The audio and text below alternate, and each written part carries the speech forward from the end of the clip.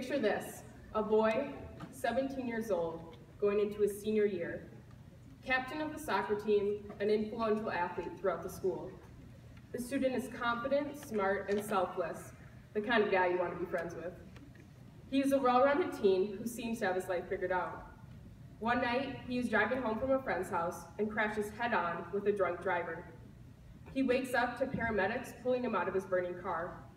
He has burned over 75% of his body, scarring is permanent, and he is left with no hair. Given this example, how do you think this teen is supposed to recover any self-confidence? Today, I'm going to address how common the issue of self-esteem is amongst teens.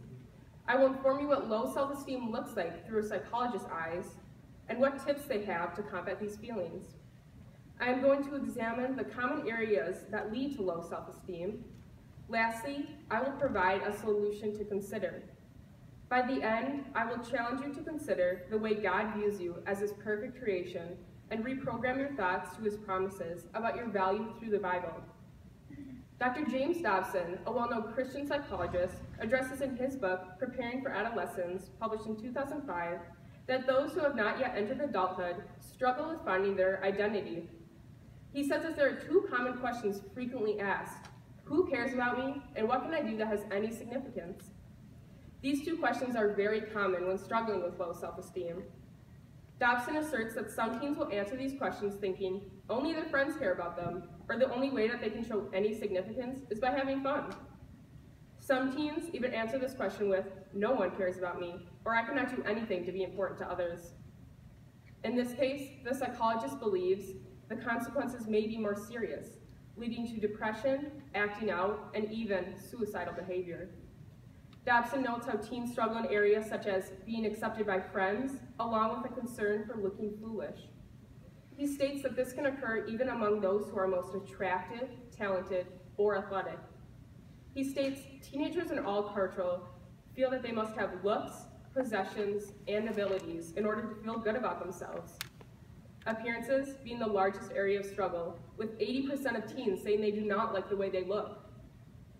Another aspect is possessions. Some teens feel as though they need things in order to boast or show off, while some are insecure because they do not have what everyone else does. To avoid these destructive tendencies, author Richard Erikson offers some easy remedies that family and friends can provide. He states in his book, Making Sense of Adolescence, published in 1995, that teens who struggle with low self-esteem need to feel a sense of love, hope, purpose, and forgiveness. He includes in his book a quote from psychologist Stephen Glenn: young people need three things. They need to feel listened to feel taken seriously, and to feel significant. Erikson discusses how teens that experience loss will commonly develop low self-esteem. Teens can think that they cannot be loved without being hurt, or that someone else will leave them, prompting a feeling of vulnerability. He suggests when presented with frustrations or problems, the way in which a teen solves these problems correlates with their sense of value, identity, and self-definition.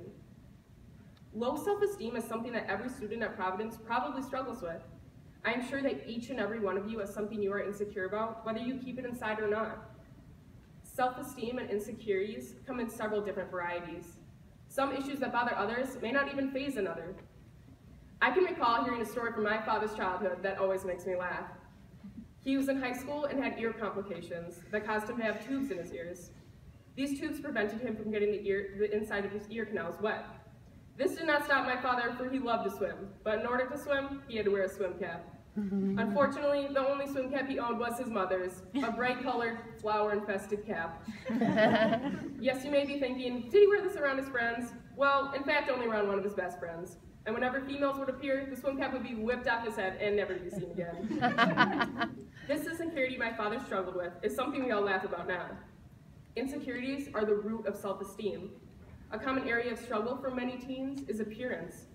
Students are constantly thinking that they need to achieve a certain level of beauty or fitness in order to feel good about themselves. In high school, it is very common for relationships to begin to form. Some kids feel as though they need to jump into a relationship just to be accepted by their group of friends. Athletics can be another common area of struggle. Teens can be very competitive, causing some to struggle with thinking they need to be the best or that they will never be as good as their friends. Some might even think they are not smart enough, and begin to compare themselves to their fellow students with test scores and grades. In a social aspect, some teens struggle to reach out to others or to be social at all. Even I struggled with social awkwardness. When my older brother was in high school, he invited many of his friends over to hang out. Every time they came over, I frantically dispersed to avoid any encounter with these foreigners. I can recall a time when I first met one of my brother's close friends. I went into my brother's room and was startled to see that there was another male present. As I introduced myself, I noticed my words were not forming sentences, only a cluster of stuttered words. I could tell he was very confused as to why I could not speak. As a result, I turned around in embarrassment and walked out of the room. Thankfully, I now refer to this friend as another brother, and we still laugh about this encounter today. As I stated before, insecurities come in many different ways, and it happens to us all. It is very easy to distort your mind with thoughts that are untrue. I struggled with finding the right way to communicate with my brother's friends, for I feared that I would be judged, because they were older than me and much cooler. Everyone has a different area of struggle. Whether big or small, low self-esteem can truly root in the minds of teens. Through every struggle we encounter, finding a way out is what we commonly strive for. For those of you struggling with low self-esteem and insecurities of any kind, I would like to provide that way out and a solution for you to consider. Through God's teachings in the Bible, I would like to show you how to reprogram your mind to believe these promises that He has revealed to us. First, God has created you perfectly in His image. You are ultimately a reflection of Him through creation. For in 1 Corinthians 11:7, it states, "For a man ought not to cover his head, since he is in the image and glory of God." God has made a promise to us that we will always be His children, and that we are intentionally crucial the way we are. Genesis 28:15 states, "I am with you and will watch over you wherever you go. I will not leave you until I have done what I have promised you." When we have a feeling of low self-esteem, we are in a sense feeling incomplete or lacking in some aspect. God wants us to realize, as stated in Colossians 2:10, that we are complete in Him by His power and authority. God's love is unconditional.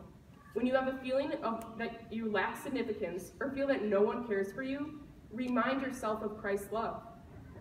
Low self-esteem causes lies to be fed into our mind that distort our thoughts. When we feel that we do not measure up to others' accomplishments in school, athletics, or social aspects, the Lord reminds us in Ephesians that we are His workmanship. We do not need to be the best or compete with others, for God has created us perfectly, and we should be confident with who we are as a person.